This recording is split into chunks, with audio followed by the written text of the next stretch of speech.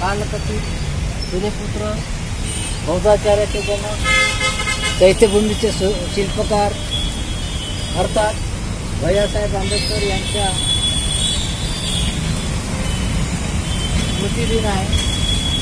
त्या स्मृतिदिनानिमित्त आज आपण भैयासाहेब आंबेडकर चौक इथे एकत्रित झालो आहे आणि त्यानिमित्त त्यांना आज आदरणीय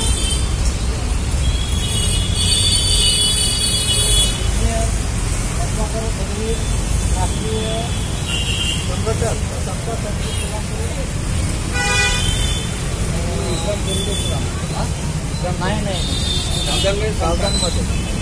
राष्ट्रीय संघटक आणि समता सैनिक दलाचे सुद्धा राष्ट्रीय संघटक आदरणीय इंजिनियर पद्माकर गंभीर यांना अशी विनंती करतो की त्यांनी तथागत भगवान बुद्ध यांच्या प्रतिमेला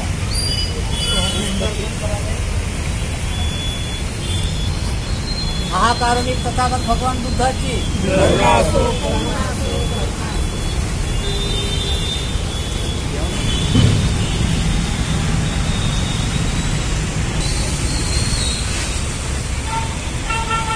अगरबत्ती याला लावू द्या।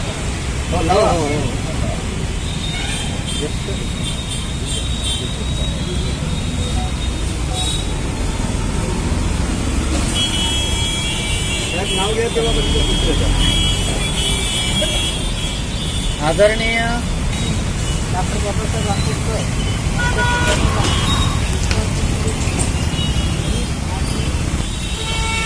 आजकाल 1 तारखेला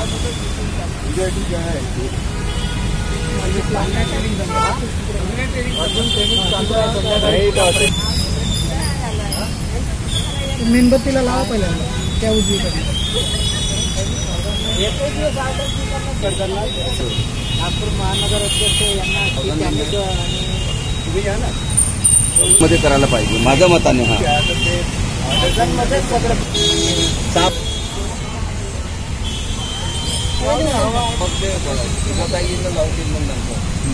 हवा गेल्यावर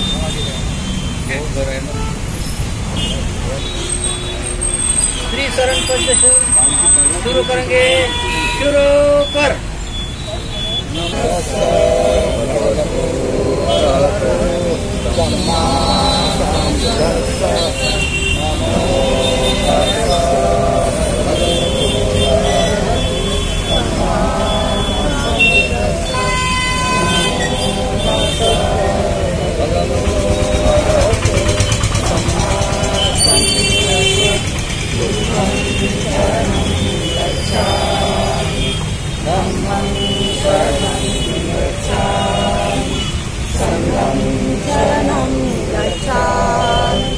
तृतीयंपि बुद्धं शरणं गच्छामि तृतीयंपि धम्मं शरणं गच्छामि तृतीयंपि संघं शरणं गच्छामि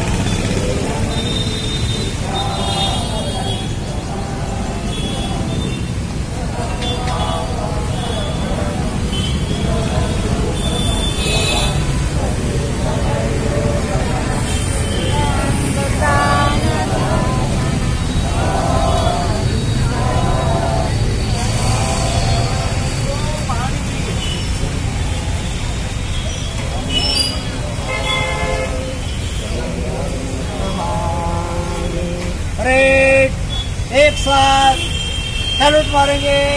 सैल्यूट। फॉर जय भीम जय भीम जय भीम. तो ब्रेक विश्राम. 2 मिनिट स्तब्ध राहा.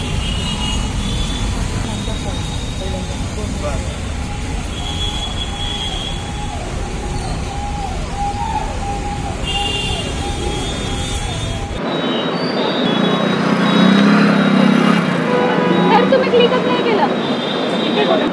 नमस्ते जय भीम मित्रांनो. आणि आज आपण महाल क्षेत्राच्या या गंगाबाई घाट या चौका ज्या ठिकाणी भैयासाहेब आंबेडकर या चौकामध्ये भारतीय बौद्ध महासभेच्या वतीने आज यांना भैयासाहेब आंबेडकर यांना पुण्यस्मरण करण्यात आलं आहे. आणि आमच्या तिथे पद्माकर गणवीर जुळलेलं आहे.